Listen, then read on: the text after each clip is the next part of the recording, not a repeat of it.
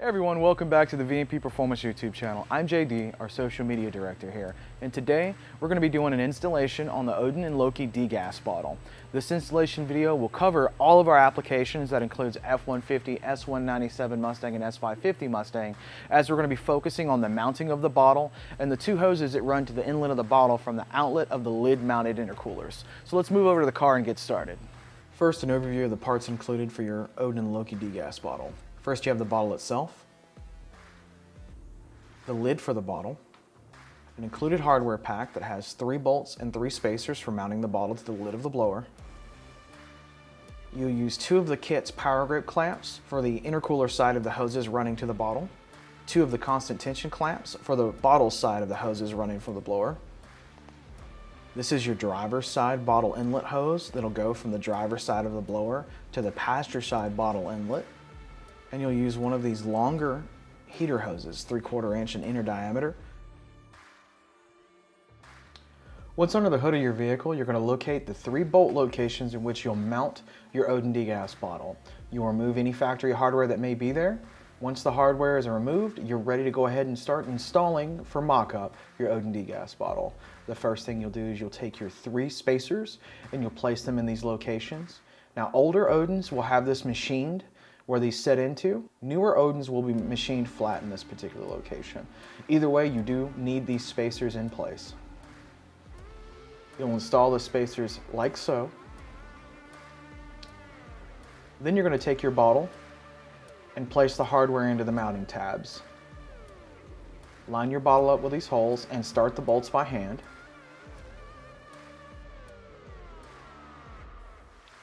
Once the bolts are started, you'll take a 10mm socket and snug these bolts up. You'll want to torque them to approximately 10 to 12 foot-pounds so they're not a source of a vacuum leak.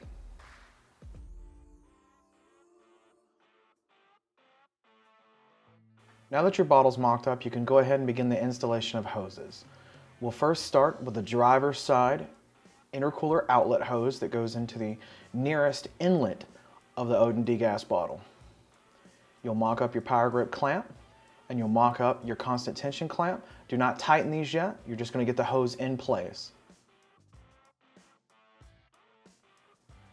Once the hose is in place and you're satisfied with its routing, you'll put your constant tension clamp on the bottle side in place, still leaving your power grip clamp loose to be heated later. Now let's start on the passenger side intercooler outlet hose. You'll take the length of hose that has the 90-degree on one end, you'll pre-install your Gates power grip clamp and route this underneath the coolant expansion tank and follow the routing of the hoses for the water pump across and up to the bottle.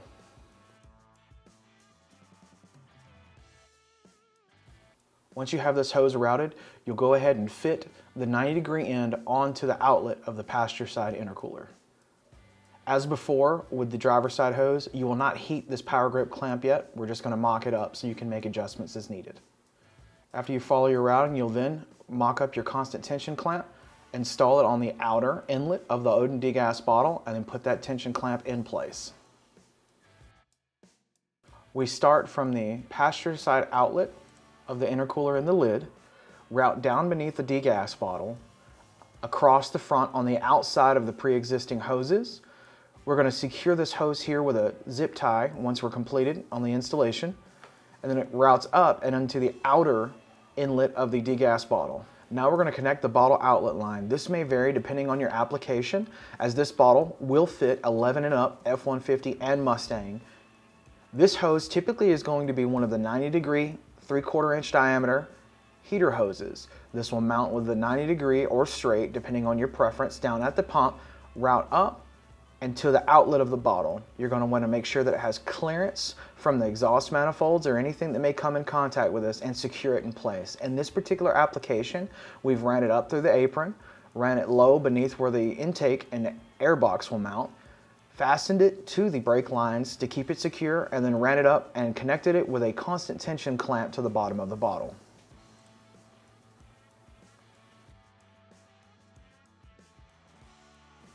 At this time, you may go ahead and use a heat gun to secure your Gates power grip clamps on the intercooler outlets on the Odin blower.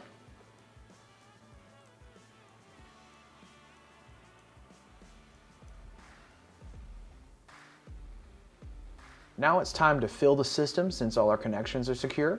We use airlift vacuum fill systems here, so we're going to place a vacuum upon the system to help draw out any air.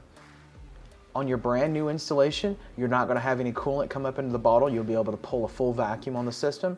This vehicle is being changed from one type of bottle to another, so you're going to see a little coolant in the bottle. Disregard this.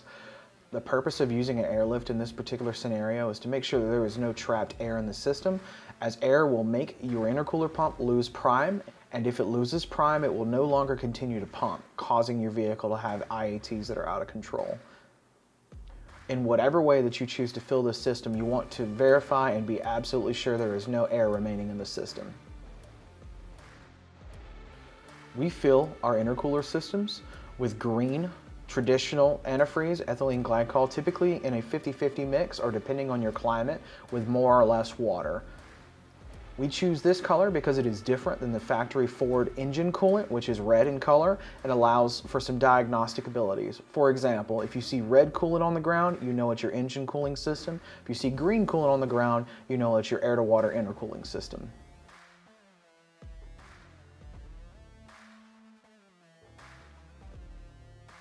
Once filling is complete and you've tested to verify that you have flow by kicking the ignition on in the vehicle, you may install your lid and close the system.